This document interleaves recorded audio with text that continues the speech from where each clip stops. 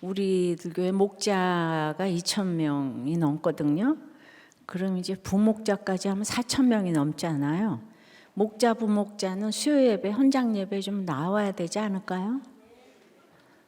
네, 나온 사람은 항상 야단을 맞아요. 예, 이게 대단한 교회인데 이렇게 현장 예배를 다 이렇게 지금 안 오시는 것 같아요. 진짜 현장에 와서 같이 기도하고 기도 제목도 같이 1,000명이 같이 기도하면 1,000배의 효과가 있잖아요. 혼자서 기도하면은 힘이 안 되잖아요, 그죠? 예, 그러니까 하여튼 현장 예배를 이렇게 이제 집에서 드리시는 분들, 예, 다들 뭐 어쩔 수 없는 분들 빼고 꼭 좀 이렇게 나와서 드리기를 바라고. 이번 주도 이제 특별히 이렇게 휘무는 아예 밥을 못 먹으니까 그런 일이 없는데 밥을 먹고 여기서 목장을 하고 이러려니까 자꾸 그 자리를 잡아놓는 바람에 그게 이제 불신자 남편이 왔다가 이제 18그루고 나갔다는 거예요. 그래서 이제 구원 때문에 우리가 다 해야 되는데 사실 그 자리 잡아 놓는 거 이제 이렇게 눈살 찌푸릴 일들을 지금 안 해야 되는데 목장 하는 이 모든 것도 우리가 살자고 하는 거지 싸움하자고 하는 거 아니잖아요, 그죠? 그거 여러분들이 정말 그냥 많이 애써주시고 오늘 이제 수요 예배는 이제 휘문은 없습니다. 휘문은 없어요.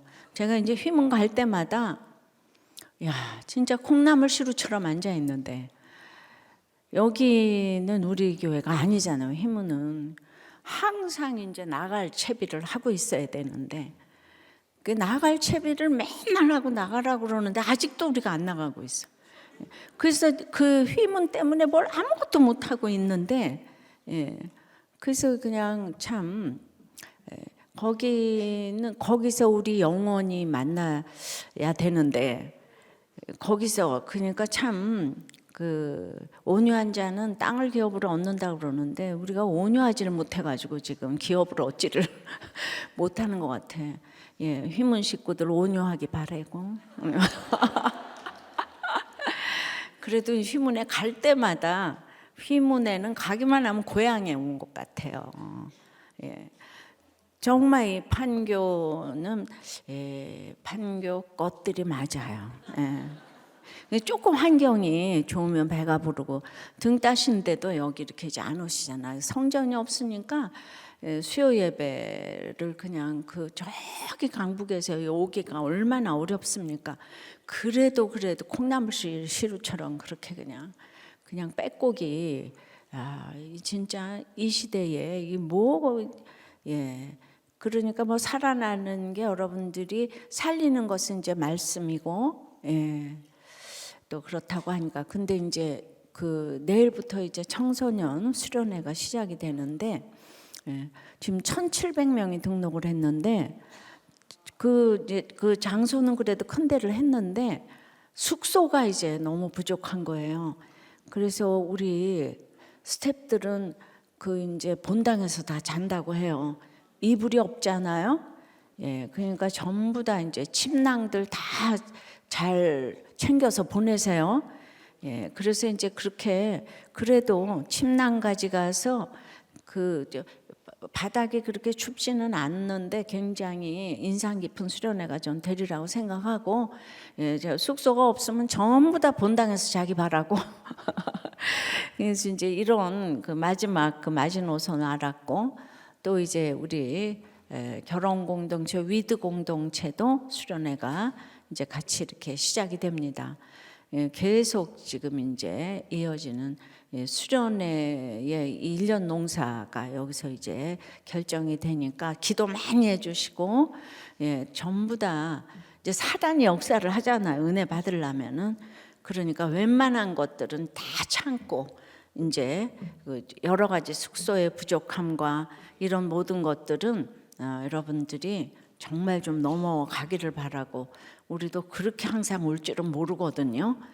그런데 이제 생각보다 이렇게 너무나 이렇게 이제 많이 뭐가 있기는 있겠죠, 그죠? 예, 그러니까 여러분들이 이제 기도 많이 해주시고 하여튼 우리 이번에 소년부 대구에서 온 우리 아이의 간증이 우리 모두를 울렸다고 하는데 그렇게 이제 사모에서 대구에서부터 이렇게 오는 거예요. 그 엄마도 너무 많이 그 딸이 그냥 그렇게 간증한 거 보고 정말 너무 많이 울었다고 하는데 그렇게 어떻게 그 아이가 그 초등학교 아이가 와서 그렇게 자기 얘기를 속 얘기를 해서 온 집안을 지금 은혜를 지금 끼치고 이 놀라운 역사. 우리가 한 번에 자기 얘기를 이렇게 속의 얘기를 이렇게 토한다는 게 평생을 가도 하기가 힘든 거잖아. 자기 얘기를 토한다는 게. 근데 초등부 때부터 와서 자기 얘기를 토해서 이게 모두가 이렇게 은혜를 끼쳐서 너무 이제 감사하다는 이런 편지를 이렇게 받았어요. 우리 아이들의 그런 한 번에 정말 그 주님과의 만남이 될 수 있도록 기도 이렇게 많이 해주시기 바라고. 항상 우리는 부족해요. 우리들 교회가 정말 상처 많은 사람들이 모여서 그냥 한 걸음 못 나서 이제 싸움질들을 하는 거예요. 우리들 교회라고 그래서 너무 인텔리전트하고 교양이 없어요. 근데 그게 너무 이해가 돼요. 교양이 있다고 해서 주님을 또 못 만나니까. 하여튼 우리는 그냥 한국 사람들이 가는 곳에는 싸움이 있다고 그러잖아. 정말 이기고 이기려고 하기 때문에 모든 문제가 여기서부터 이제 출발이 된다고 하는데 그런 것들이 수면으로 드러난 분들이 우리들 교회에 이렇게 많아요. 그래서 이렇게 싸움이 일어나고 뭐 이렇게 18 그래도 어떻게 그러지 말고 그냥 일어났나 보다 그냥 이렇게 생각을 하시고 이러지 마시고요. 그냥 우리는 일상에서 일어나는 일이 일어났다. 그리고 이제 목장에서 또 껴안아주고. 그러니까 어떤 일을 봐도 여러분들이 이렇게 놀라지를 좀 말아요. 목장에서건 이제 누가 무슨 얘기할 때 그냥 그러면은 그냥 이렇게 눈을 동그랗게 뜨고 그냥 들어주세요. 이렇게 그냥 형언할 수 없는 표정을 해가면서 이렇게 그렇게만 하세요. 말은 하지 말고. 그런데 그런 것들을 해야 돼요. 교회 와서 터트려야 돼요. 터트리지 않으면 병돼요. 그래서 이렇게 여기 와서 얘기를 해도 이제 문제가 안 되니까 편해서 이렇게 오는 거예요. 이상한 일이 아니에요. 그런데 보통은 어떻게 내 얘기를 그렇게 할 수 있어? 이것 때문에 다 상처받는데 내 얘기, 네 얘기, 우리 얘기 그저 다 편안하게 하는 공동체라는 거를 신뢰를 해야지. 이렇게 다 자기 얘기를 하고 혹시라도 또 싸움이 일어나고 또 자리 잡다가 막 육두문자가 나오면은 이렇게 너무 놀라지 말고 그냥 이렇게 그냥 쳐다봐 주시. 그래서 어떻게 우리도 교회에서 이렇게 싸움이 날 수가 있어 그러지 말고 그냥 싸움이 났으니까 우리들 교회 교인인 거지. 항상 이렇게 항상 이해를 하고 이제 이렇게 품어주고 이게 이제 구원이 아닌가 싶어요. 부부간에 싸움이 일어나도 그냥 얼마나 정말 재밌는 얘기를 들었는데 이제 너무 기가 막혀서 이제 칼을 주고 나를 죽여라 뭐 그랬는데 우리 손효준 목사가 자칼 간증을 했잖아요. 그랬는데 이게 목장에서 이렇게 남편께 없어. 목장에서 뭐라 그랬냐면 그런데 그 칼 방향이 어디였어요? 누가 이렇게 물었대요. 그 한마디에 완전히 이분이 녹아떼잖아요.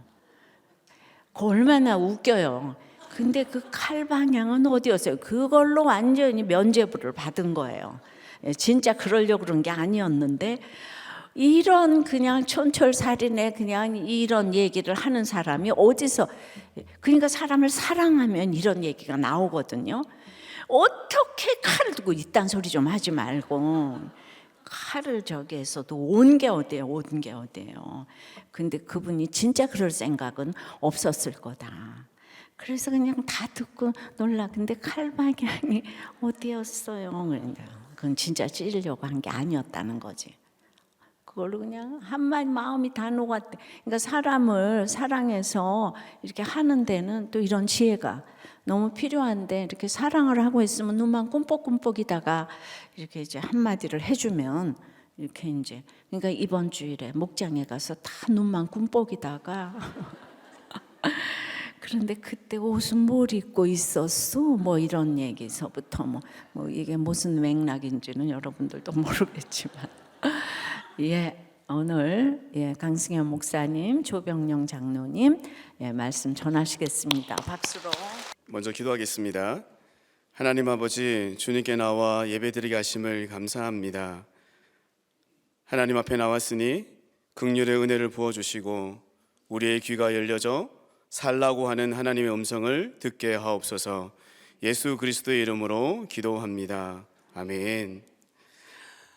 반갑습니다. 안녕하세요. 2% 항상 오버하는, 그리고 1+1으로 늘 2개 사는 강승현 목사입니다. 이미 제가 등장부터 오버를 좀 한 게 있죠. 어떤 걸 오버하고 있을까요? 다른 목사님하고 조금 다른 거를 하고 있습니다. 뭐죠? 맞아요. 명찰을 이렇게 해서 얼마나 이름을 알리고 싶었으면. 근데 이 정도로 해서 오버나 1+1이 안 되겠죠. 이렇게 명찰도 2개랍니다. 보통 하나 가지고 제가 성이 다 안 차서 늘 이렇게 오버를 하고 1+1으로 한 그런 목사입니다. 이번에 설교를 하고 2% 오버하고 또 이 1+1으로 한다고 별명이 하나 붙었습니다. 이 강프로라고 하더라고요. 보통 왜 영화나 드라마 같은 데 보면 검찰에서 검사를 뭐 김프로, 최프로, 박프로 이러잖아요. 그래서 왠지 이렇게 고위직이 된 것 같고 참 좋았습니다. 자, 이렇게 1+1으로 있다 보니 죄도 1+1 2배로 짓고요. 또 회개도 1+1 2배로 해서 어찌 보면 더 큰 은혜와 기쁨이 있는 게 바로 저의 모습인 것 같습니다. 말씀을 보도록 하겠습니다. 오늘 본문에 등장하는 이 빌립보 교회는 사도 바울이 원래 2차 전도 여행을 가려고 했던 곳에서 본인은 아시아로 가려고 했는데 하나님께서 성령의 음성을 통해 아시아 말고 그 지역을 돌려서 마게도냐, 유럽으로 가라고 그렇게 하셨죠. 그렇게 해서 사도 바울이 성령의 음성을 따라서 간 마게도냐의 첫 번째 지역이 바로 빌립보였던 겁니다. 그 빌립보 교회에는 어떤 사람들이 있었느냐? 자주장사 루디아라는 사람이 있었습니다. 그 자주장사 루디아가 세례를 받고 그 세례 받았고 그들의 가정이 구원을 받아서 가장 첫 번째로 이 유럽의 교회가 세워졌던 그런 이 장소이죠. 더 나아가서 보통 바울의 다른 서신들을 보면 디아스포라라고 해서 이 흩어져 있는 유대인들에게 많이 전파를 한 적도 있었는데 이 빌립보 교회는 순수하게 이방인들만 모였습니다. 자주장사, 그리고 죽으려고 했던 간수, 귀신 들린 사람 등등의 어찌 보면 많은 출신 성분들이 좋지 못했던, 그래 좀 많이 좀 우울했던 사람들이 모여져서 교회를 세우는 것이 바로 이 빌립보 교회입니다. 이렇게 바울에게 빌립보 교회는 큰 의미가 있는 교회였어요. 자기의 뜻이 아니라 성령의 뜻을 따라 간 지역이고요. 더 나아가서 수평 이동했는 것처럼 믿는 사람들이 와서 교회를 세웠던 것이 아니라 정말로 초짜들, 초신자들이 모여서 세웠는 교회가 바로 빌립보 교회이기 때문입니다. 자, 이 빌립보 교회에게 바울이 기대함과 소망이 있다라고 그렇게 이야기하고 있네요. 20절 말씀인데요. 우리 다시 함께 읽어볼까요? 나의 간절한 기대와 소망을 따라 아무 일에든지 부끄러워하지 아니하고 지금도 전과 같이 온전히 담대함으로 살든지 죽든지 내 몸에서 그리스도가 존귀하게 되게 하려 하나니. 과연 이 바울이 빌립보 교회에 가지고 있는 기대와 소망, 이것이 어떤 것이고 또 이것이 무엇이기에 오늘 본문의 말씀에 그가 자랑스러워하고 또 담대하게 살라고 외칠까요? 바울의 간절한 기대와 소망, 첫 번째 바울의 간절한 기대와 소망은 나의 매임이 복음의 전진이 되는 겁니다. 12절로 13절입니다. 형제들아, 내가 당한 일에 도리어 복음 전파의 진전이 될 줄을 너희가 알기를 원하노라. 이러므로 나의 매임이 그리스도 안에서 모든 시위대 안과 그 밖의 모든 사람에게 나타났으니. 바울이 지금 당한 일은 무엇입니까? 매임이고 봉쇄입니다. 물론 재판을 기다리면서 가택연금처럼 집에서 그렇게 봉쇄와 매임을 당했다 하더라도 그의 신분은 옥에 갇힌 자입니다. 그것도 왕의 친위대와 같은 시위대가 바울을 둘러싸서 그렇게 지키고 있는 감옥입니다. 그런데 놀랍게도 바울은 이 매여 있는데 복음은 전진하고 있다라고 그렇게 이야기하고 있습니다. 혹시 여러분 감옥에 가본 경험들이 있으십니까?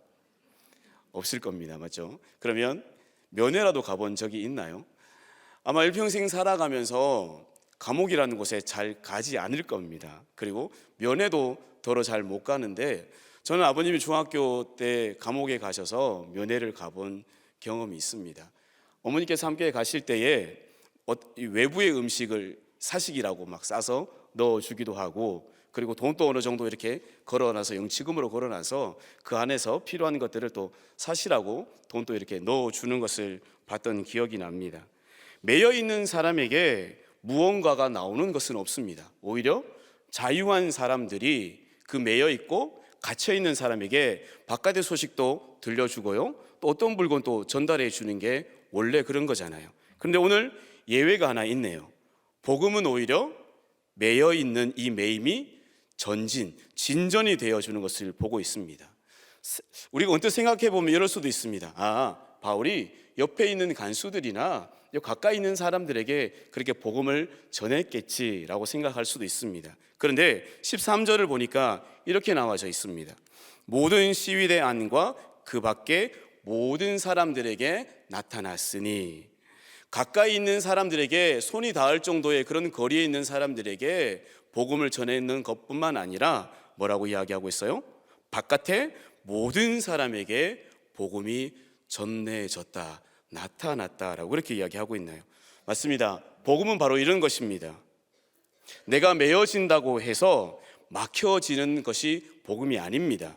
오히려 나의 매임이 복음의 전진을 가져다 주는 겁니다. 이것이 바로 복음, 예수 그리스도가 가지는 역설입니다.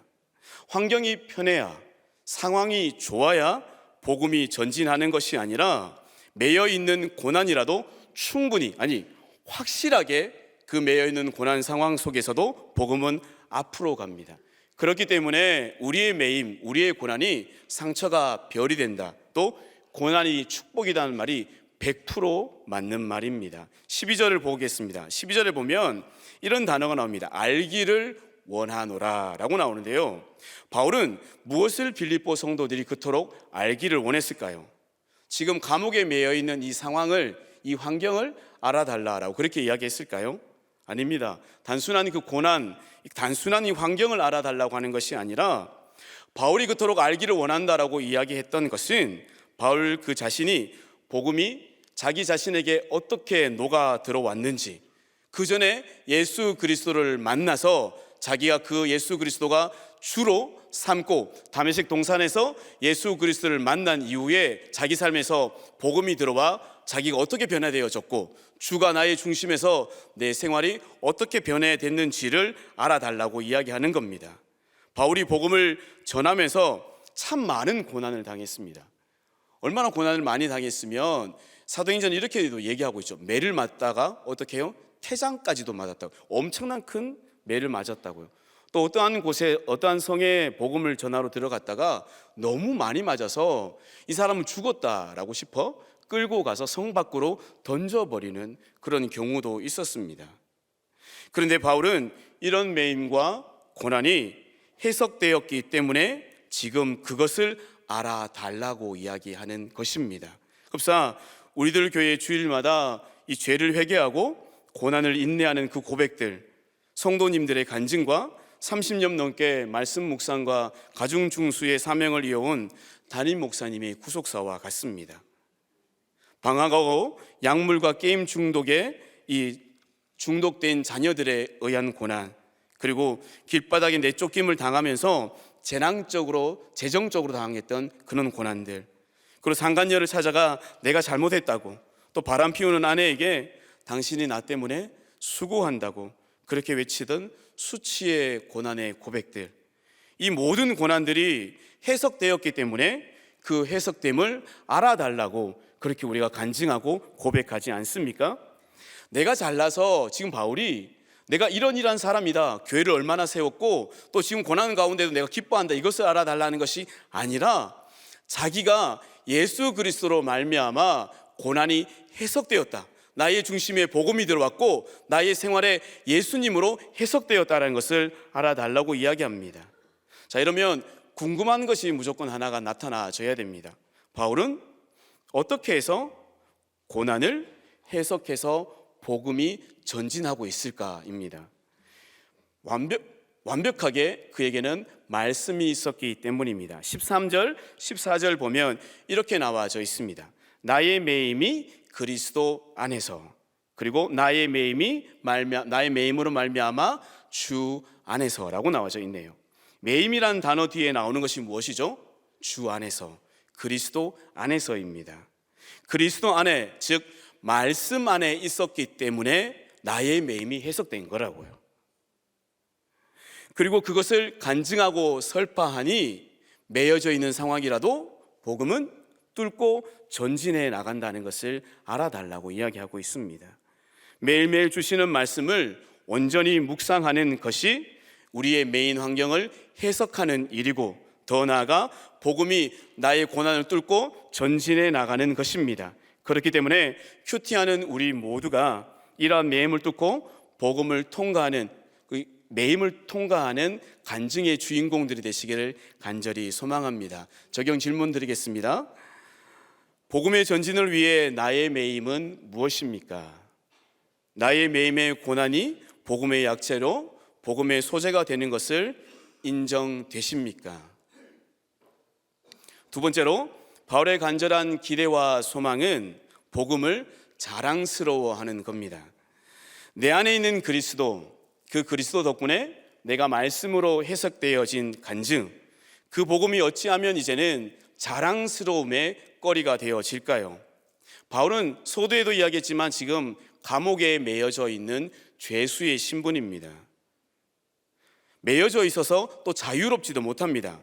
매맞음을 너무 많이 당해서 어찌 보면 그가 많은 사람들에게 찌질해 보이기도 합니다. 남들이 알려지면 창피스러운 그런 수치의 사건인데도 불구하고 바울은요, 자랑스러움에 대해서 이야기하고 있습니다. 그러면 어떻게 이 자랑스러움이 될 수가 있을까요? 아주 간단합니다. 역으로 생각하면 됩니다. 역으로 어떻게 해요? 부끄럽지 않으면 복음이 자랑스러움이 됩니다. 19절 20절입니다. 함께 읽을까요? 이것이 너희의 간구와 예수 그리스도의 성령의 도우심으로 나를 구원에 이르게 할 줄 아는 거로 나의 간절한 기대와 소망을 따라 아무 일에든지 부끄러워하지 아니하고 지금도 전과 같이 온전히 담대하게 살든지 죽든지 내 몸에서 그리스도 존귀하게 되게 하려 하나니. 바울의 간절한 기대와 소망은 이 복음이 자랑스러운 것인데, 그것은요, 부끄러움의 감정을 느끼지 않으면 복음이 자랑스러워진다라고 이야기하고 있습니다. 쉬운 것 같은데 참 어렵습니다. 간증이 있는 사람들 있습니다. 맞죠? 그런데 그것이 자랑스럽게 이야기하지는 잘 못합니다. 왜요? 이게 다른 사람이 들었을 때 좀 부끄럽기도 하고, 나의 살아난 것은 내가 살아난 건데 다른 사람이 들었을 때 이걸 어떻게 해석할까? 이런 부끄러움들 때문이죠.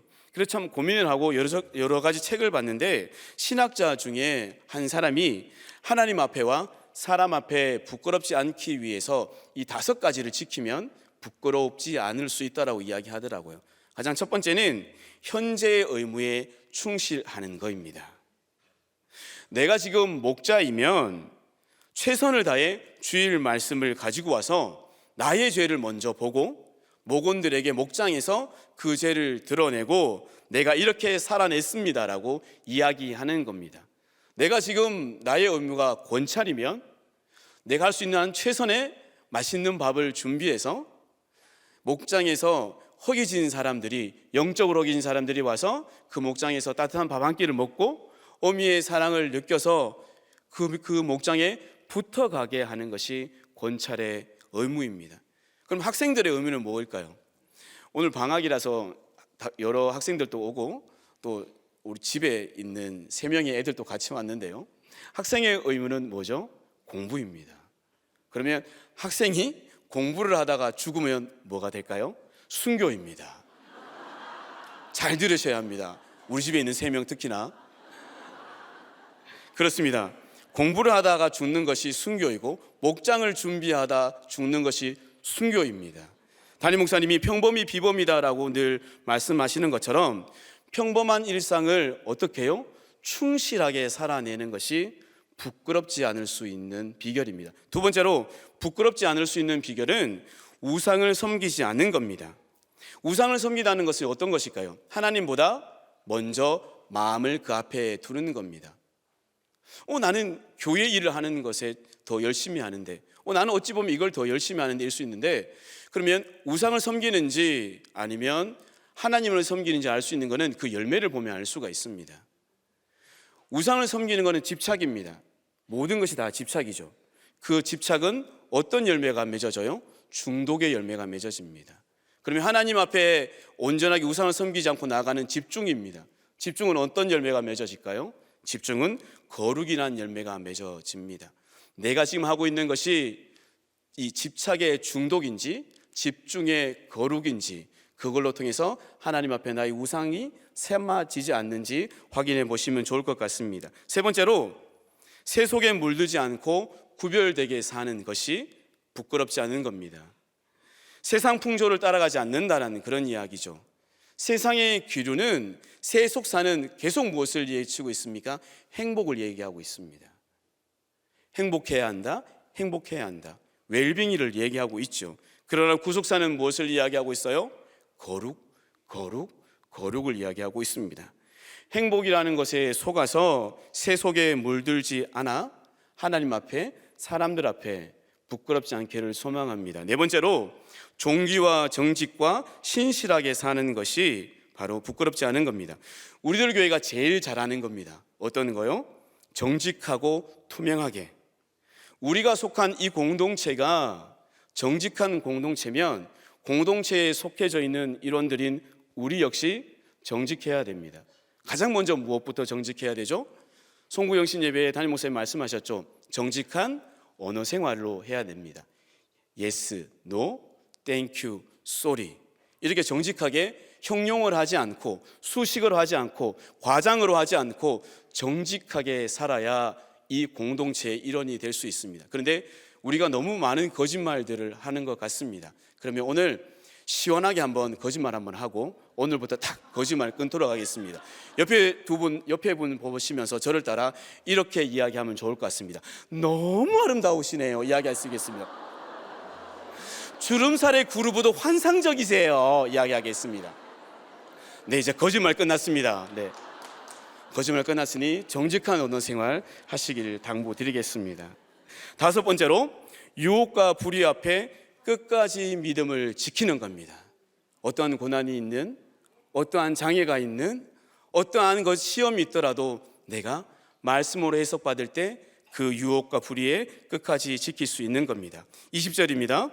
살든지 죽든지 내 몸에서 그리스도가 존귀하게 되게 하려 하나니. 자, 복음이 자랑스러움이 되려면 간증이 나타나져야 되는데요. 근데 이 간증이 어디에서 나타나져야 된다고 이야기하고 있습니까? 몸에서 나타나져야 된다고 이야기하고 있네요. 그리스도의 복음이 존귀하게 되는 장소가 내 몸입니다. 많은 성도들이 그리스도의 존귀함이 어디로 나타날까요? 입으로 나타납니다. 전도도 입으로 하고요, 간증도 입으로 하고요, 순종도 입으로 합니다. 선교도 입으로 하고 있습니다. 제가 묻는 이 질문에 최소한 3개 이상 답하지 못하면 내가 적용을 몸으로 하는 것이 아니라 입으로 하는 거구나 라고 생각하시면 될 것 같습니다. 첫 번째 질문입니다.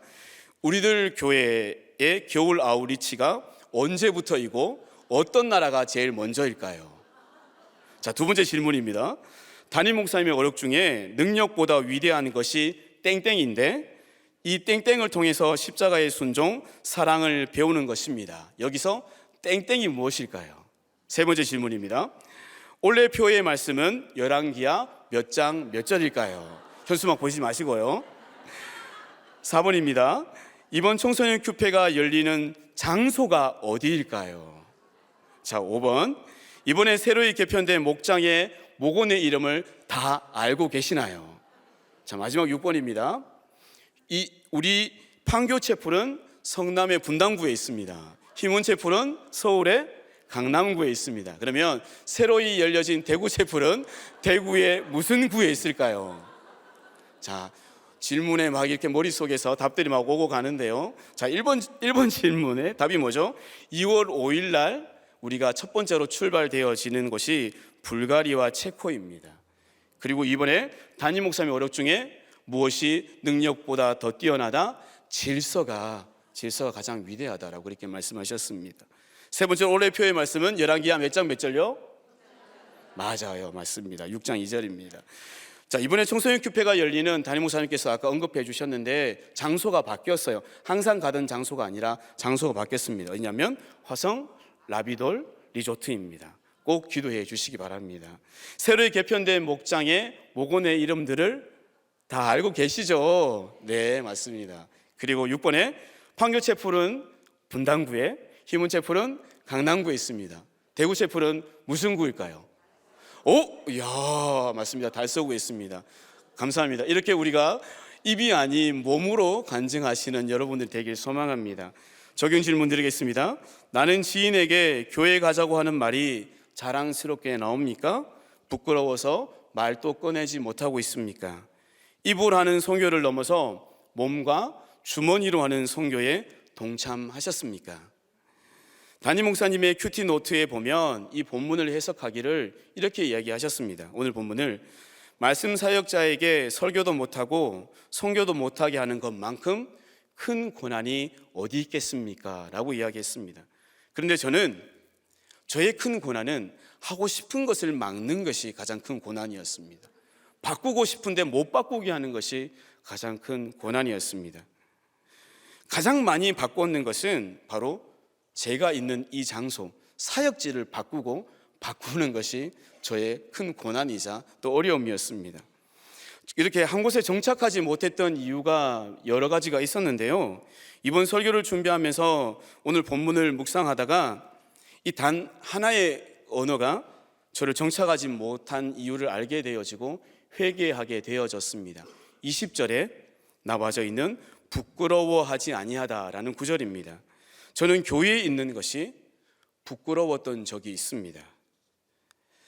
저희 아들이 초등학교를 5번이나 전학할 만큼 교회를 옮겨서 이곳저곳 잘 정착을 하지 못했는데요. 한 교회에 그래도 꾸준하게 오래 있었던 적도 있었습니다. 처음에 사역했던 교회에서는 무려 8년이나 있었고요. 그리고 그 다음에 서울에 올라와서 있었던 교회는 4년이나 있었습니다. 와, 정말 대단하게 오래 있었습니다. 자, 이렇게 오래 있었던 교회에 제가 바로 오기 직전의 교회는요, 처음에 서울에 올라와서 있었던 교회에 함께 동료로 있던 목사님이 청빙을 받아서 있던 그런 교회였습니다. 목사님께서 1년 정도 지나고 난 뒤에 저한테 전화가 와서 여차하니 같이 좀 사역하면 좋겠다라고 했습니다. 그래서 저는 뒤도 안 돌아보고 또 1년 만에 그 교회로 옮겨버렸습니다. 처음에는 이 지인이니까 선배니까 좀 편한 마음으로 사역할 수 있겠다라고 그렇게 생각했었어요. 그런데 하나 둘 순종하기가 어려운 것들이 생기더라고요. 질서에 순종하기가 어려운 일들이 생겼습니다. 자, 조직원이 이 조직의 오너의 명령과 그 조직의 시스템에 마음에 들지 않으면 가장 먼저 나오는 게 무엇일까요? 불평입니다. 맞습니다. 목사도 똑같습니다. 부목사가 이 담임 목사님의 말씀과 교회의 방침에 순종하지 않으면 가장 첫 번째 나오는 게 뭘까요? 고개를 갸우뚱하는 거죠. 그러면서 어떻게 해요? 이렇게 하는 겁니다. 제가 항상 그 교회에 있을 때 이렇게 하면서 그 방침과 말씀에 순종하지 못했었습니다. 그래서 그래도 억지로라도 불평불만이 있더라도 고개를 갸우뚱거리더라도 교회에 붙어가야 되겠다라고 그렇게 참고 있었는데, 어느 날 교회에 손님들이 왔었어요. 손님들이 와서 담임 목사님께서 전화 오셔서 열쇠 꾸러미를 가지고 내려오라, 그래서 본당문을 좀 열어달라 그렇게 말씀하시더라고요. 왜냐하면 교회가 리모델링을 한 지가 얼마 안 돼서 손님들한테 그걸 좀 보여드리고 싶었던 모양이더라고요. 그래서 막 내려가서 본당문을 열었습니다. 자, 본당문을 열려고 하는데 손님들의 얼굴이 너무 낯이 익습니다. 어떤 사람들이었냐면 제가 바로 4년에 함께 있었던 그 교회의 동료들이 찾아왔더라고요. 이제는 하나 둘 이제 연배가 차고 연차가 되어서 담임들로 나갔던 그 동료들이 여기도 동일하게 같이 함께 사역을 했으니까 교회를 구경하러 왔던 것입니다. 그 순간 이 부끄러움이 확 올라오더라고요. 제가 사실은 그 교회에 나올 때 선교를 가야 한다고, 선교 준비해야 된다고 그렇게 도망치면서 뛰쳐나왔거든요. 그리고 꽤 유명하고 규모가 있는 교회라 다음번에 나가는 사역지들이 담임으로 나가든지 어디 나가든지 잘 풀려서 나가는 그런 사역지였습니다. 그런데 저는 아무 준비도 없이 거치도 정해지지도 않고 그냥 나가버렸거든요. 그 다음에 한 해를 교회에 사역을 안 하고 쉬었습니다.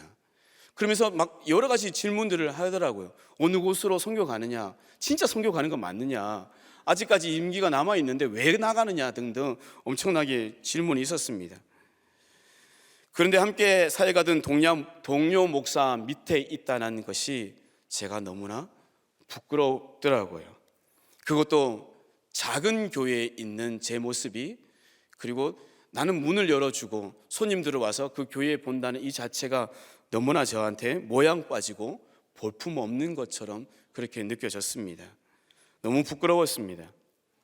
사실 더 부끄러운 것은 원래 있던 그 교회에서 나오게 된 이유가 진짜 부끄러워야 되는데, 목사인 제가 이 주식을 한다고 2금융권, 3금융권에 돈을 엄청 빌려서 온통 머릿속엔 돈밖에 없었어요.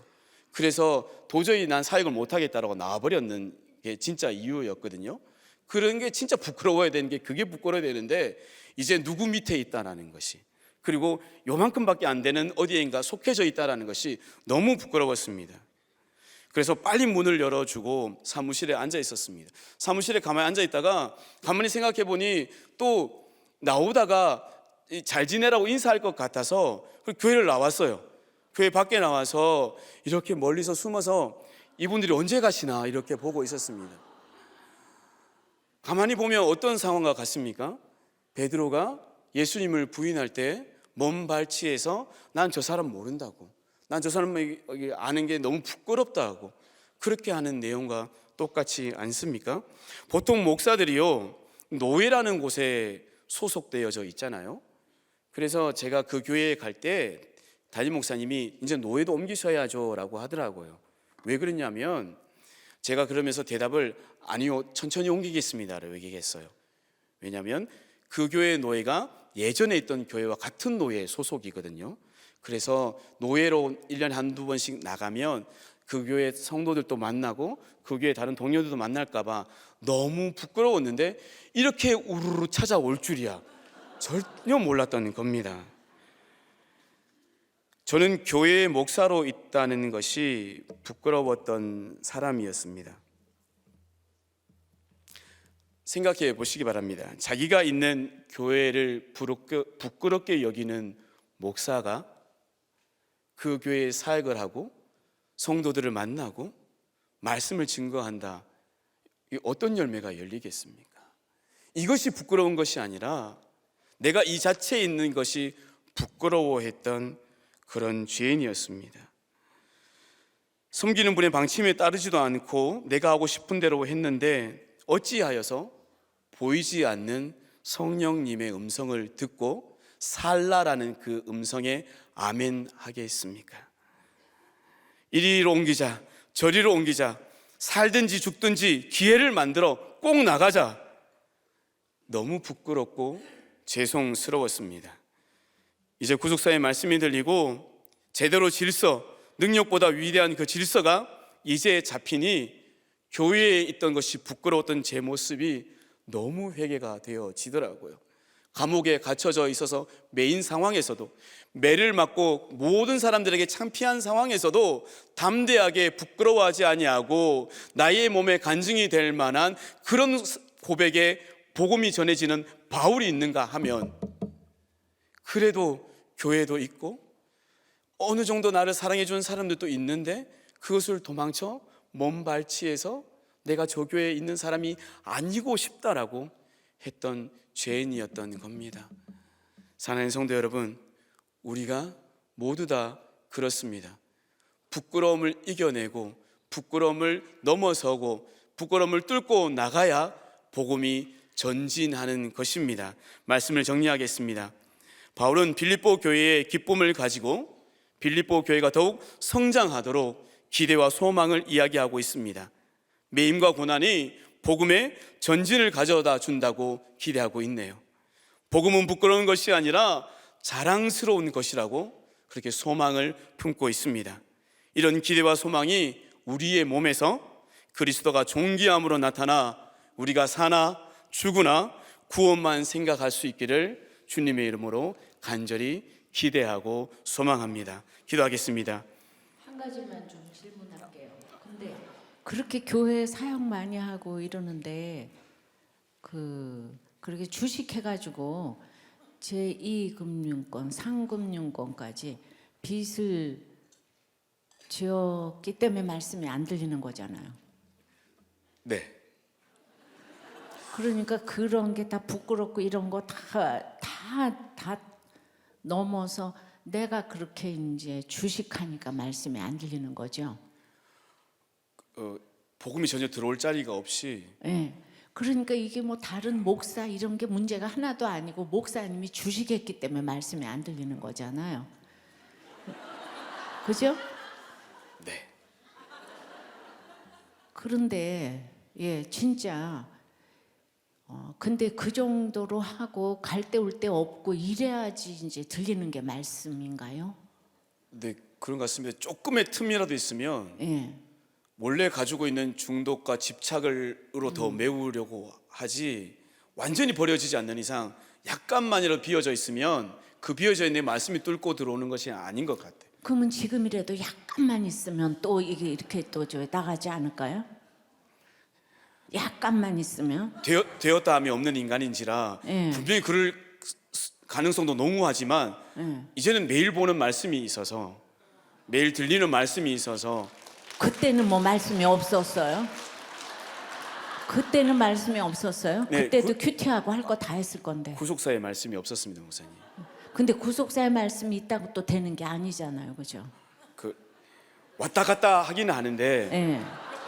그때 장로님 한 분 말씀하셨던 것처럼 네. 이 바운더리를 전혀 벗어나지 않는 그 왔다 갔다 하면서 회개하고 또 회개하고, 회개하는 것 자체를 부끄러워하고 드러내지 못했기 때문에 그것이 자꾸 회개가 덮어졌다. 근데 내가 궁금한 거는 죄가 없고 이러면은 진짜 아무리 오래 있어도 말씀이 안 들리고 목사님처럼 주식해서 땅끝까지 내려가면 좀 말씀이 들리고, 이 딜레마를 어떻게 해결해야 될 것 같아요?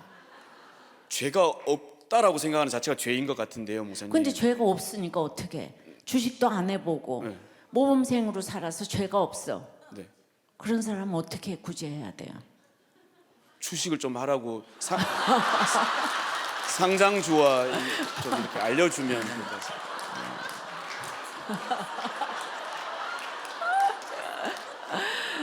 네. 그럼 다 주식을 하세요. 네.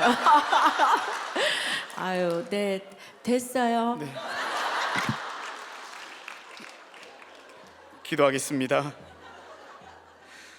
하나님, 오늘도 살라고 하시며 말씀으로 다가와 주심을 감사합니다. 주님, 말씀을 듣고 살아 생명이 되어야 하는데 이기적인 욕심 때문에 생존하려고 했던 죄인을 용서하여 주옵소서. 이제는 생명의 말씀을 매일매일 듣고 삶에서 적용해서 살든지 죽든지 그리스도가 내 몸에서 존귀하게 드러나는 간증자가 되게 도와주옵소서. 우리의 고난을 뚫고 나가는 복음의 능력을 경험하는 우리들이 되도록 도와주시옵소서. 예수 그리스도의 이름으로 기도합니다.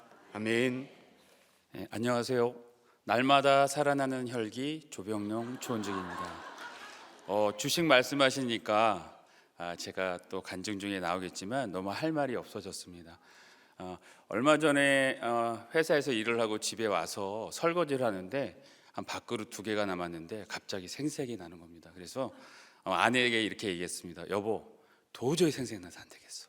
나 들어가야겠어. 그리고 방으로 들어갔습니다. 근데 아내는 피식 웃으면서 뭐야 이런 식으로 쳐다봤고, 그리고 아이들도 아빠 왜 저래 하면서 쳐다봤습니다.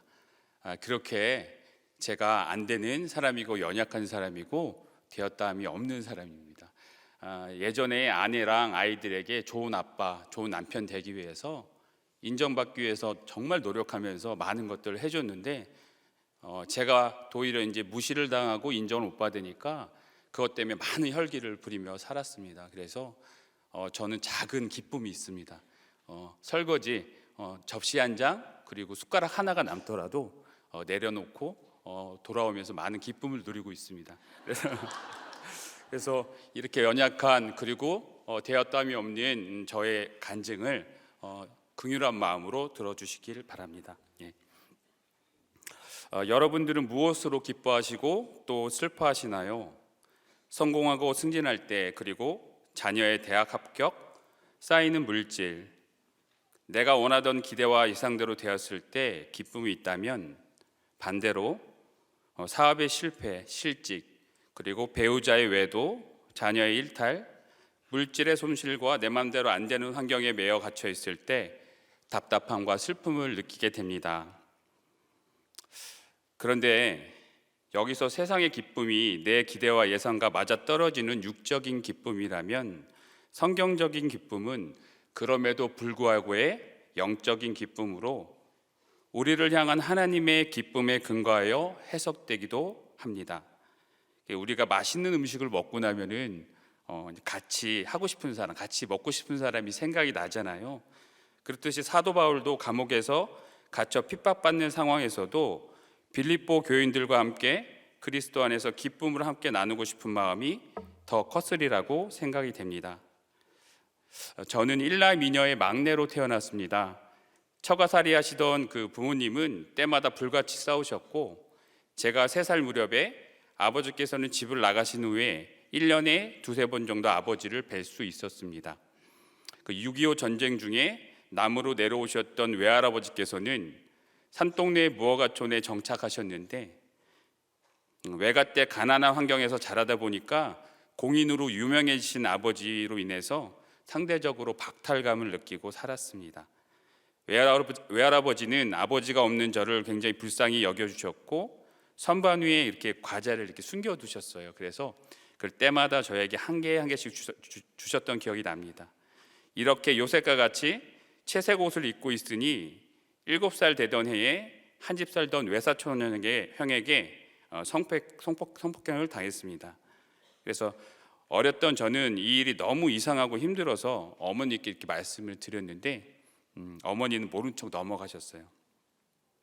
어린 나이에 당했던 일이라서 열등감 그리고 피해의식이 마음 깊은 곳까지 퍼졌고요. 그래서 자존감은 바닥을 쳤습니다.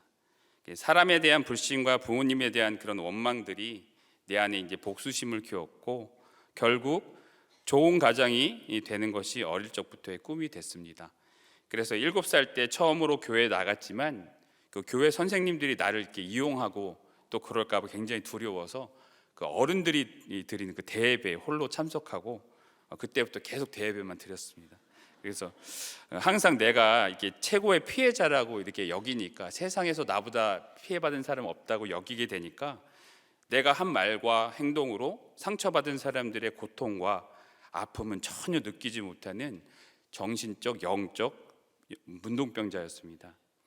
이런 저를 보다 못한 그 큰 누나가 이제 소개를 해주셔서 이렇게 2005년도에 우리들 교회에 오게 되었는데요. 지금 이제 결혼 전에 아내와 함께 왔습니다.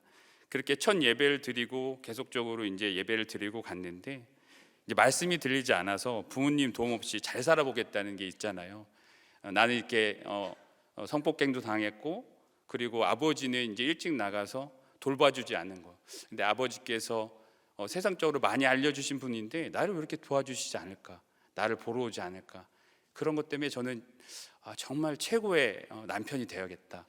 최고의 아빠가 돼서 내가 보란 듯이 부모님들에게 나는 이런 부모가 됐다고, 그리고 이런 남편이 됐다고 보여주고 싶었습니다. 그래서 그런데 이제 우리들 교회 와서 있어도 이제 말씀이 안 들리니까 아까 전에 이게 목사님 말씀하셨듯이 그 주식에 손을 대기 시작했습니다. 그래서 내가 주식을 해서 좋은 집을 사서 보란 듯이 잘 살겠다는 마음이 있었습니다. 그런데 이제 주식을 해서 벌었을까요? 아니면은 망했을까요? 당연히 망했습니다. 빌린 돈까지, 그리고 가지고 있는 모든 돈을 다 이제 망해서 이제 10년 동안 아내가 저를 연애하면서 기다려줬는데 이제 결혼 전이었어요. 근데 돈이 없잖아요. 그래서 할 말이 없었습니다. 미안하다고도 말도 못하고, 이제 돈이 없다, 결혼을 미뤄야겠다는 말도 이제 못하게 된 상황이었어요. 그때 이제 한계 상황에 다다르다 보니까 이제 그렇게 평생 원망하던 아버지를 찾아가 무릎을 꿇고 도움을 구했습니다. 악랄한 저를 탐심으로 망하게 하셔서 원망하던 아버지에게 억지로라도 무릎 꿇게 하셨던 그런 사건이었습니다. 그리고 아버지의 도움으로 무사하게 결혼을 하게 되었는데요. 그런데 이제 결혼 첫날부터 시작된 부부싸움은 날이 바뀌어도 끊이질 않고 계속해서 이어졌습니다. 그리고 아내는 이혼을 외치며 이렇게 살았는데요. 항상 날마다 싸울 때마다 제 혈기가 올라오면 아내는 이혼하자, 그만 살자, 이제 레파토리잖아요. 그런데 아내의 그 말이 내가 부모보다 못하다는 말로 들려서 이제 내가 여태까지 인정받기 위해서 했던 모든 일들이 생생으로 올라와서 사실은 칼의 노래를 부르면서 아내를 영육으로 이제 괴롭히며 갔습니다. 결국 두 살 아이가 보는 앞에서 아내의 목에 칼을 들이대며 죽이겠다고 소리쳤던 일, 그리고 허리 디스크 통증으로 심하게 이제 아파하던 아내 허리를 발로 찼던 일,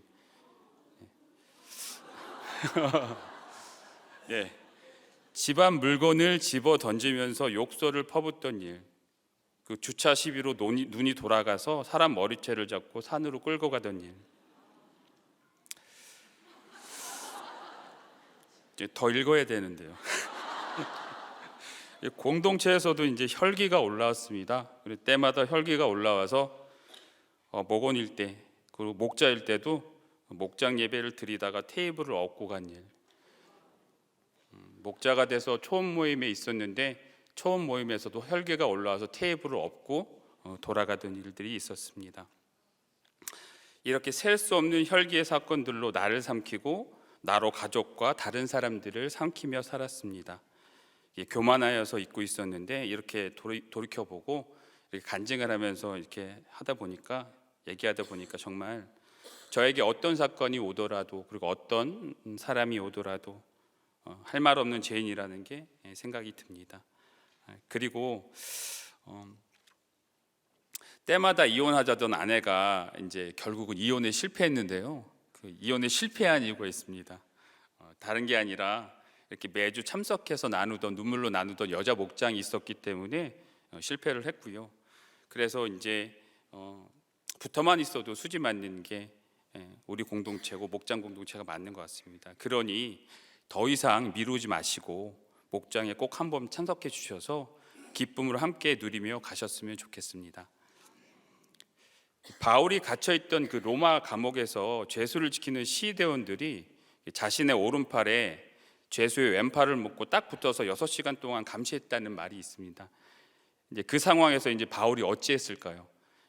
한 편의 그 짧은 드라마를 각본을 써보니 그 1:1 싱크 양육을 하지 않았을까 생각이 듭니다. 그래서 그래요. 힘들었겠군요.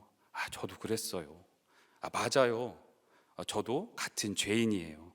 이렇게 시위 대원들과 나를 감시하는 시인 대원들을 옆에 놓고 끝까지 그의 말을 들어주면서 최후로 복음을 전하지 않았을까라는 생각이 듭니다. 갇혀있는 옥에서 기쁨을 누리신 그 분이 사도 바울 외에도 한 분 더 있으십니다. 바로 우리 담임 목사님이십니다. 이전에 그 암의 옥에 매여 계실 때에 현장 예배 인도를 못 하셨을 때 녹화본으로 주일 예배를 드리곤 했는데요. 이제 그런데 바울의 편지와 같이 담임 목사님께서도 기쁨의 영상 편지를 전해 주셨어요. 항암의 감옥에서도 오히려 죄를 보시고 눈물로 회개하시며 큰 감동과 기쁨을 성도들에게 전해 주셨습니다. 이를 본 성도들이 주 안에서 신뢰함과 힘과 용기가 생겨서 더욱 담대함으로 예배를 드리며 복음을 전하게 되니 오히려 당시 성도의 수가 늘어났고 수요 예배 간증과 목장에서의 나눔은 더욱 풍성해지는 은혜를 부어 주셨습니다. 담임 목사님께서 이제 우리의 인생을 짧고 밑동 잘린 나무라고 이렇게 해주셨는데 말씀해 주셨는데요. 그런데도 당장 오늘 뭘 먹을까 그리고 뭘 입을까 걱정되기에 세상 물질과 권력, 명예 그런 돈에 짐을 쌓고 또 쌓아서 내 안에 걱정과 불안을 덮으려 하는 게 우리입니다. 그런데 쌓아놓은 짐을 잃을까 봐 항상 걱정하지 않으시나요? 저는 걱정이 별로 없어서 쌓은 게 없고 이제 다 날려서요. 근데 어쨌든 그래서 이렇게 지킬 것이 많아 두려움은 점점 커지게 되니 지옥을 살게 된다고 말씀해 주셨어요. 역설적으로 실패한 인생, 그리고 가진 것이 없는 가난한 인생, 결핍과 부족함에 갇힌 인생일지라도 그 연약함과 죄인됨으로 하나님이 허락하신 사명을 통해 아름다운 소식을 전할 수 있으니 나의 연약함이 그리고 가난함이 그리고 부족함이 결핍과 모자람이 이제는 더 이상 가리고 숨길 것이 아니라 기쁨으로 전할 약재료가 되고 빛나는 보석이 되게 하여 주심을 믿습니다. 저는 믿음의 선배들의 인내와 사랑으로 공동체에 잘 정착하며 갔습니다. 하지만 이제 아직까지 이제 소통이 잘 안 됐었는데요. 그래서 소통이 안 되는 꼴통이었습니다. 그래서 늘 피해자의 자리에서 조금만 건드리면 혈기가 폭발을 했고요. 그래도 저는 인정 중독이 있어서 이렇게 성품과 열심으로 하고자 하는 모습들이 이제 비춰졌는지 부목자의 직분을 주셨어요.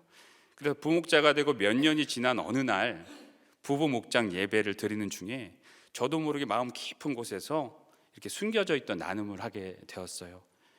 어떤 나눔이냐면 하나님은 두려운 하나님이신 것을 알겠는데 도무지 예수님이 누군지 모르겠어요. 이런 나눔을 하니까 순간 목자님은 굉장히 당황하셨고, 그리고 목원님들은 이게 뭐야, 저게 부목자가 맞나? 이렇게 이제 표정을 지으셨어요. 하지만 그 고백은 내 죄가 뭔지도 모르던 제가 예수님이 어떤 분인지 정말 알고 싶다는 간절한 고백이었어요. 그래서 말씀을 봐도 내 죄가 보이지 않으니 예수님이 오신 이유가 성경책 속의 이야기로만 느껴졌었습니다. 그렇게 내가 예수님을 믿지 못한다는 사실이 드러나자 알더니가 빠진 것 같이 이상하게 속이 그냥 시원해졌어요. 그리고 이후로 공동체에 이렇게 붙어만 가다 보니까 비워진 그 자리에 조금씩 말씀이 채워지기 시작했고, 말씀이 들리는 만큼 가해자로 가족과 주변 사람들을 힘들게 하는 내 모습을 직면하게 하셨습니다. 그리고 좋은 가장이 아니라 죄인 가장이 됨을 알게 해주셔서 마음의 평안도 주셨어요.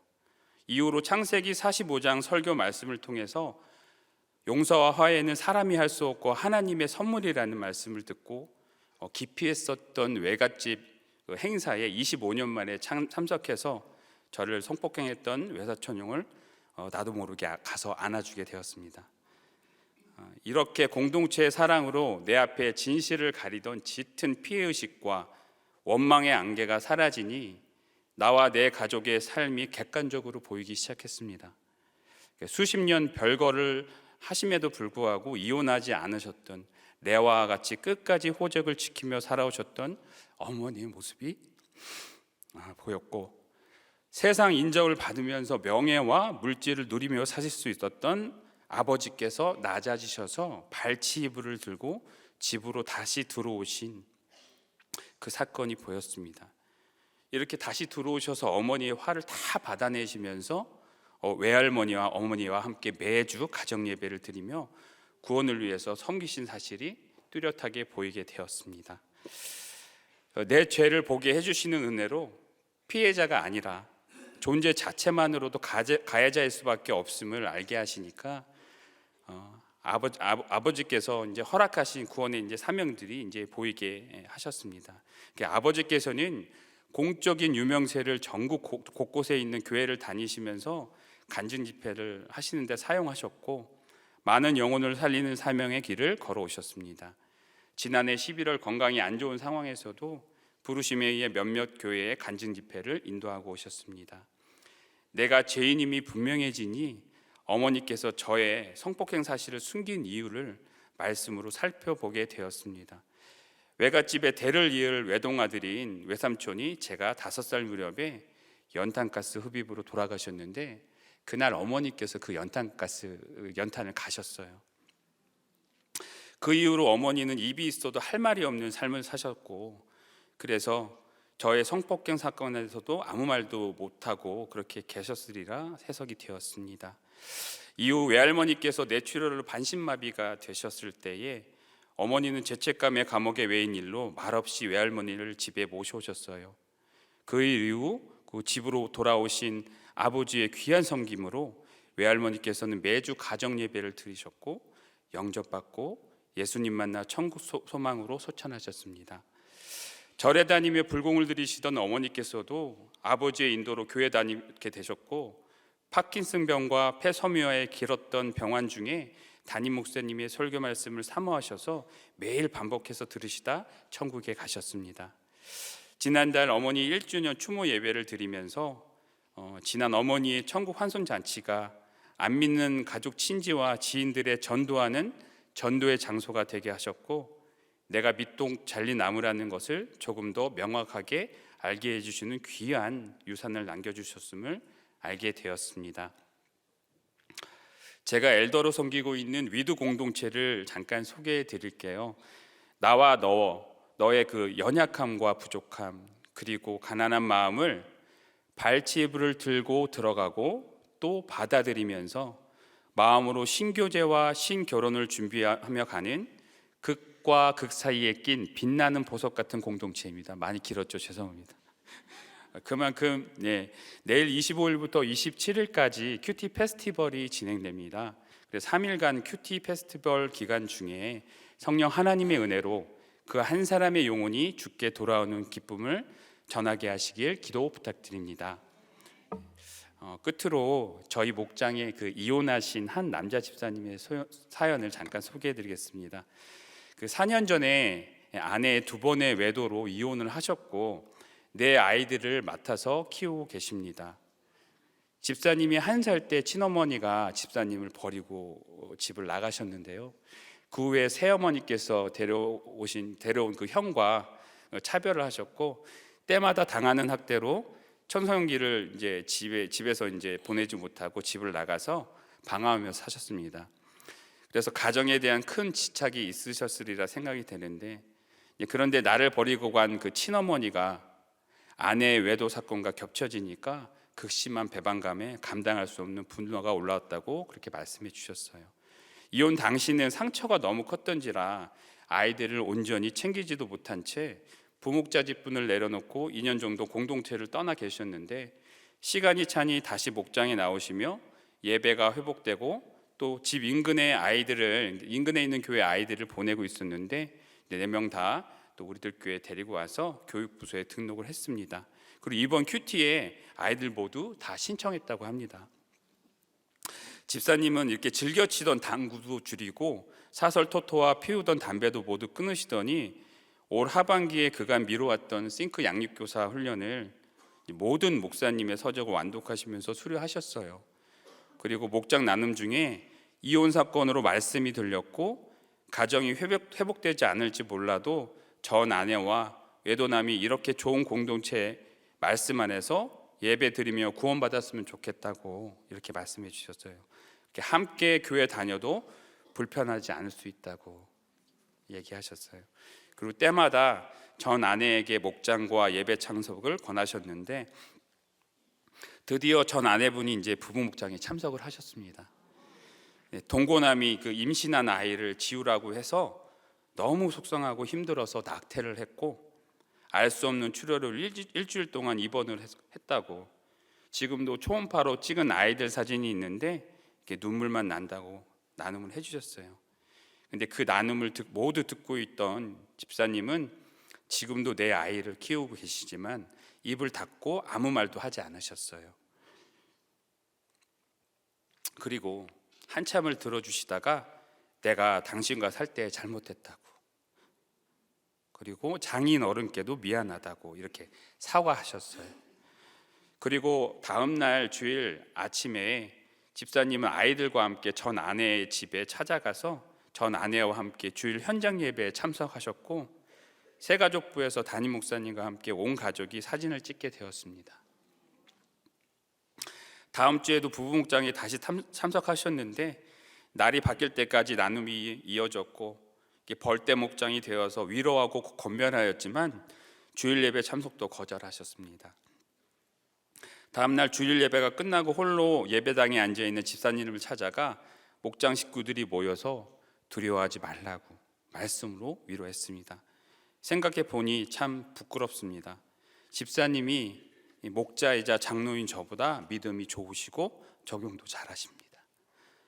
그리고 집사님으로 목장의 은혜가 넘치고 목원님들이 본받아 적용하며 살아나고 있는 것을 제가 목격하며 보고 있습니다. 올해 다시 부목자로 복귀하셨는데요, 이 목장에서 계속 투덜대면서 가시지만 잘 섬기고 가시고 계십니다. 저에게 집사님 가정에 대한 소망이 하나 있습니다. 집사님 가정이 회복되는 것만이 목적이 아니라 지금 두려움에 옥에 갇혀 있을지라도 주시는 소망을 품고 기쁨으로 구원을 위해 십자가의 길을 걸어가게 하여 주시길, 그 길의 끝에서 가정을 회복해 주시고 예수 그리스도를 만난 간증을 통해 다른 한 가정을 살리며 사명 감당하는 우리 모두의 풍성한 자랑이자 기쁨이 되어 주실 수 있도록 주님께서 도와주시길, 또한 훼손되고 갈라진 많은 가정이 구속사의 말씀으로 돌이켜 회복되어 주시는 기쁨을 누리게 하시길 함께 기도해 주셨으면 좋겠습니다. 기도하겠습니다. 네, 그래도 장로님도 또 질문해야지. 근데 우리 아까 그 간증 들으셨지만은 저분은 사실은 그냥 뭐 주식으로 돈 다 잃었지, 혈기 충천하지, 목에다 칼을 들이대지, 디스크로 아픈 그냥 아내를 발로 차지. 저분한테는 소망이 없지 않아요? 저런 사람하고 어떻게 살아요, 그죠? 예, 근데 다 저런 사람하고 다 이혼하겠죠, 우리나라에서. 예, 그런데 이제 결론적으로는 이렇게 이제 우리도 교회 와가지고 이렇게 말씀을 보면 어렸을 때 성폭행 당한 거, 또 아버지가 버리고 나간 거, 상처받을 이유가 너무 많잖아요. 근데 이제 그런 것들이 다 이제 해석이 금세는 안 되는데, 제가 이제 기억하는 장로님은 목장에 들어갈 때마다 이 모든 얘기를 다 오픈했어요. 매주일 들어가면 그렇게 끔찍스러운 얘기를 아무렇지도 않게 이렇게 오픈을 그렇게 진짜 했는데, 저런 분은 이렇게 말씀이 들리는 것 같아요. 예. 그래서 결국은 오늘 목사님 설교해 준 것처럼 부끄러운 게 없어. 예, 그러니까 이렇게 진짜 칼을 들고 난동을 한다고 그래서 나는 버리고 뭐 가고 때려서 안 살고 뭐 이런 모든 것들이 정말 너무나 진짜 이 부질없는 짓이라는 걸 알고 이제 가정은 지켜야 될 최고의 가치라, 이게 아무리 얘기를 해도. 그런데 지금 하여튼 우리들 교회에서 무늬만 신결혼이라도 그렇게 이제 하면은 가정이 지켜지네요.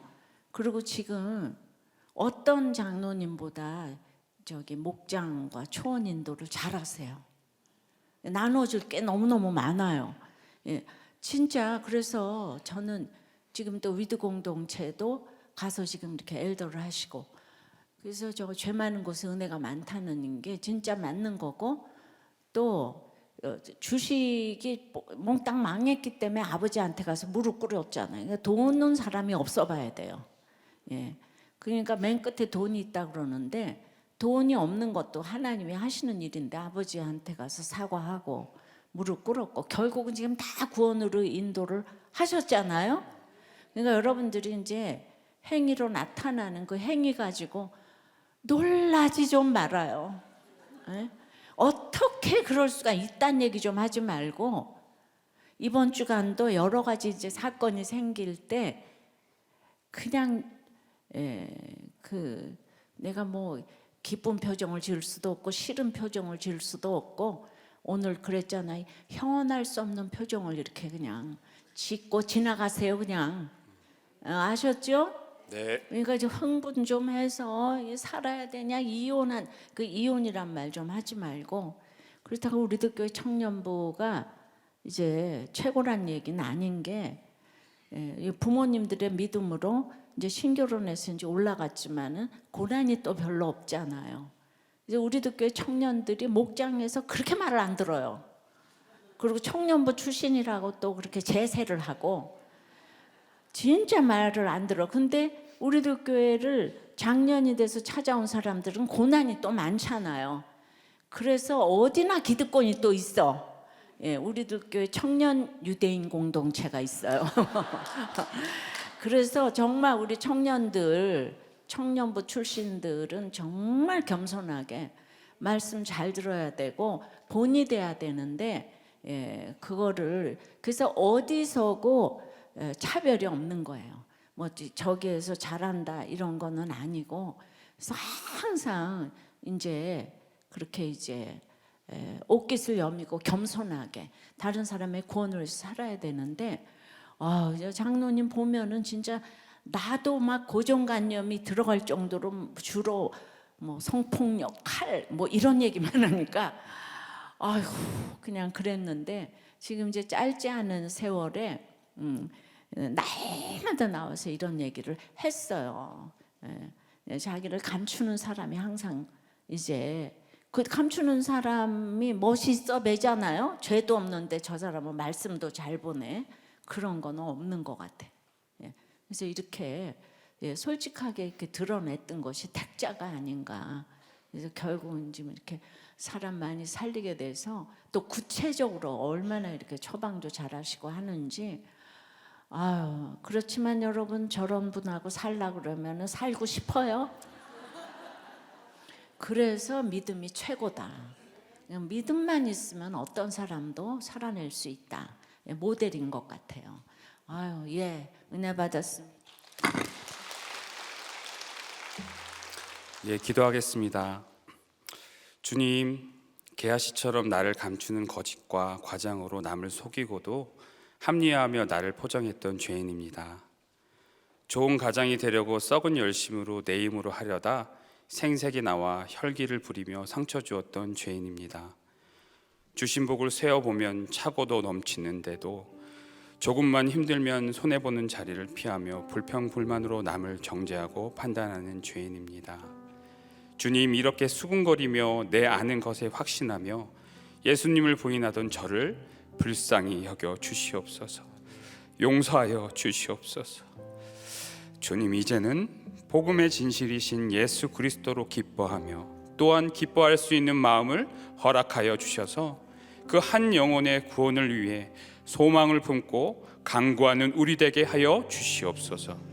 직장과 가정, 배우자와 자녀, 건강의 옥에 갇혀 있을지라도 내가 밑동 잘린 나무임을 알게 하시어 복음 전파의 사명 감당하는 우리 되게 하여 주시옵소서. 우리의 연약함과 죄됨이 그리고 가난이 감추고 가릴 것이 아니라 팔복의 열쇠이며 축복의 선물임을 깨닫게 하셔서 사나 죽으나 오직 그리스도 예수가 우리가 살아가는 유일한 이유가 되고 기쁨이 되고 자랑 삼게 하여 주시옵소서. 한 영혼을 위한 애통의 눈물로 날마다 우리를 위해 간구하시는 김양재 담임 목사님의 영육에 강건하게 지켜 보호하여 주시옵소서. 함께 동역하는 사역자님들도 동일한 은혜로 부어 주시옵소서. 인권을 앞세운 모든 악법들이 폐지되게 하여 주시옵시며 태아 생명을 살리는 법이 속히 지정되게 도와주시옵소서. 세계 각처의 선교사님들의 영육의 필요를 채워 주시옵고 구원을 위한 눈물의 기도를 받아 주시옵소서. 대구와 광주 채플에 시작되는 사역 위에 기름 부어 주셔서 사단의 방해가 틈타지 않도록 지켜 주시옵고, 이를 통해 구속사의 말씀이 강에서 바다로 나아가는 큐티 사역의 길을 열어 주셔서 갇히고 매인 교회와 한 영혼의 구속사의 말씀이 듣고 기쁨으로 전하고 나눌 수 있는 축복 내려 주시옵소서.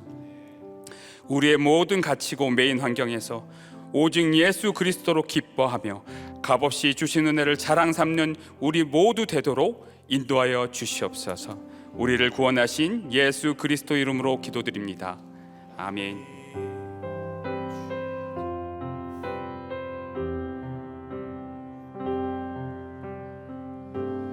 나의 만족과 유익을 위해 가지려 했던 세상 일들 이젠 모두 다 해로 여기고 주님을 위해 다 버리네. 내 안에 가장 귀한 것 주님을 알리라. 모든 것 되시며 의와 기쁨 되신 주 사랑합니다. 부활의 능력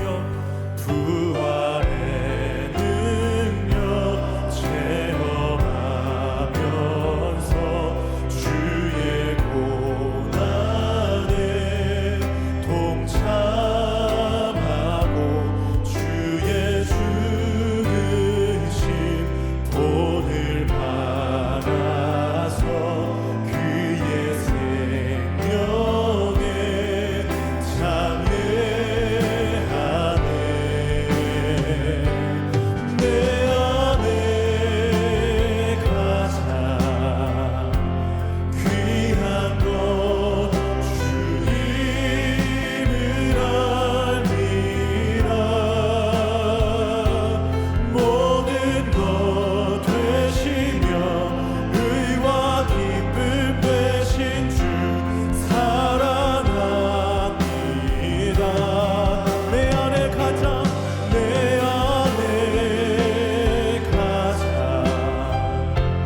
귀한 것 주님을 알리라. 모든 것 되시며 의와 기쁨 되신 주 사랑합니다.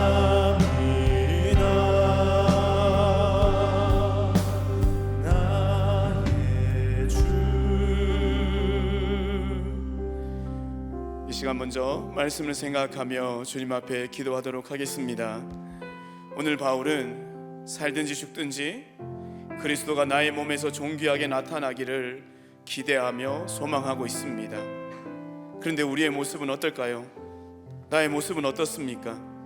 나의 몸에 그리스도가 나타나고 드러나기보다 죄의 모습만들이, 역겨운 모습만이 드러나고 나타나는 것 같습니다. 이것 때문에 전도와 선교는커녕 다른 사람들에게, 믿지 않는 자들에게 덕도 못되고 부끄러움을 당할 때가 있습니다. 새해에 맞아 송구 영신 예배를 드리면서 하나님의 말씀을 들은 지 채 한 달도 되지 않았는데 벌써 나의 몸에서 말씀보다 인본적인 욕심이 가득한 것을 보게 되어집니다. 나태해져 있는 생활, 주초를 하지 않겠다고 다짐했지만 다시 술, 담배에 손이 가는 나의 모습, 혈기를 부리지 않고 사랑의 언어를 쓰겠다 했지만 욕을 하며 얼굴에 인상을 쓰고 온몸으로 짜증내는 나의 모습도 여전한 것을 볼 수 있습니다.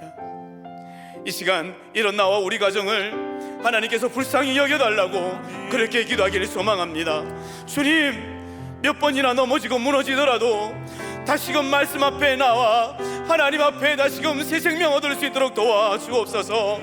주님, 제발 작은 점과 같더라도 나의 몸에서 예수가 살아계신다는 간증이 드러나게 도와 주옵소서.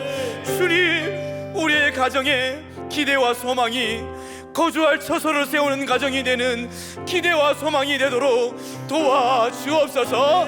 우리 다 같이 말씀을 생각하며 주의 이름으로 기도합니다.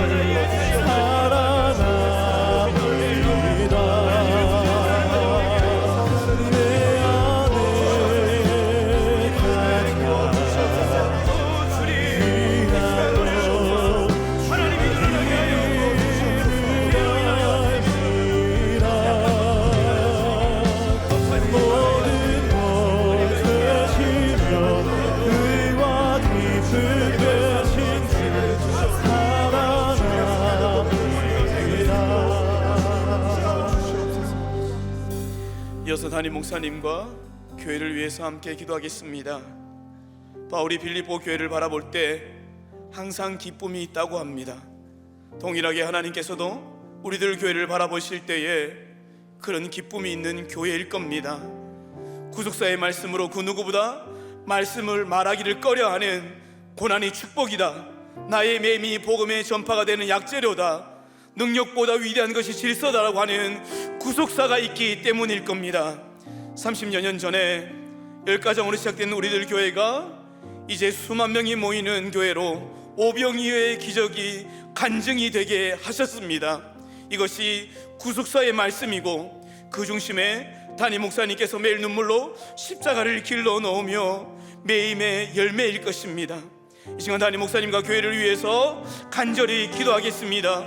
특별히 담임 목사님의 건강을 집중적으로 함께 기도하면서 돕겠습니다. 주님, 담임 목사님의 성대를 지켜 주옵소서.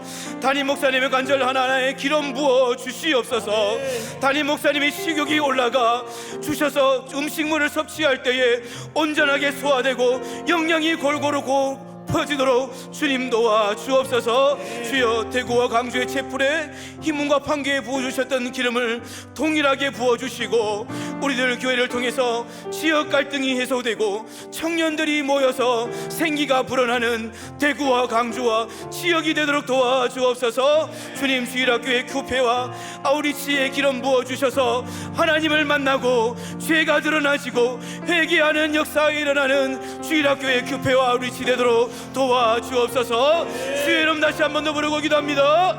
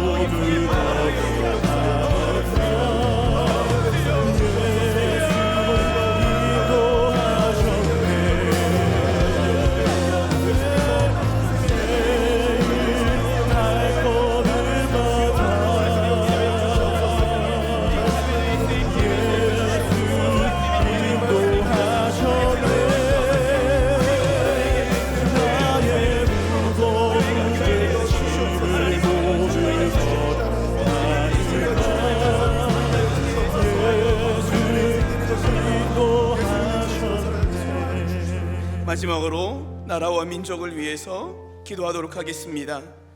지금 우리나라가 여러 가지로 매여 있는 고난의 상황입니다. 저출산율의 매임, 가계부채의 매임, 실업난의 매임, 북한 도발의 매임 등등 세속적으로 보면은 감옥에 갇혀 있는 것처럼 보이는 고난 가운데 있습니다.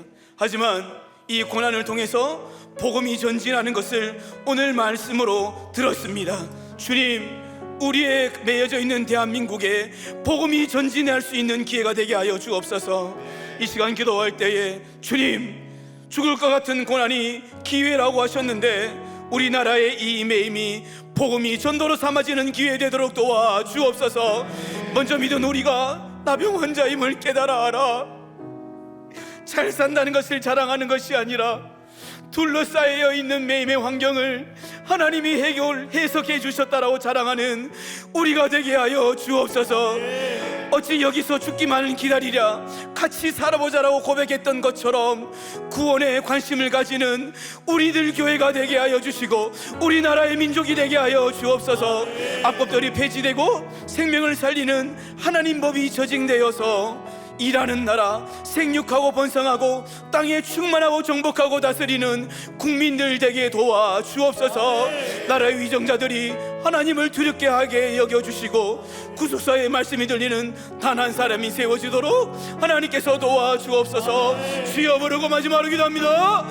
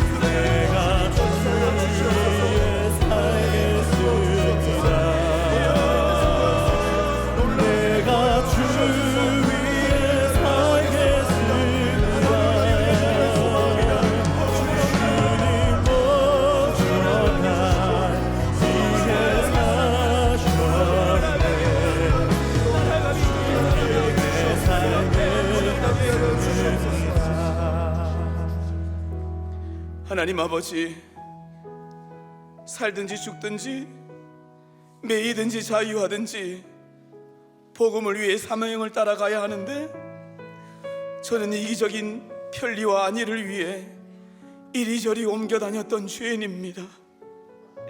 더욱이 교회를 바라볼 때마다 저의 이기적인 기준으로 판단하며 불평하고 한숨 쉬며 숨어있던 죄를 용서하여 주시옵소서. 마치 예수가 붙잡혀갈 때에 먼 발치에서 베드로가 숨어보며 저 사람과 나는 상관이 없다, 저 사람은 나는 모른다라고 부인했던 예수를 나를 위해서 죽기 위해 이 땅에 오셨는데도 불구하고 나는 예수를 모른다라고 부인했던 베드로와 같은 죄입니다. 아버지, 이제 나의 몸에 그리스도가 존귀하게 드러나는 간증이 일어나게 하여 주시고 그리하여 하나님 앞에 부끄럼 없이 강하고 담대하게 복음의 진파의 간증자가 되도록 하나님 은혜 내려 주시옵소서.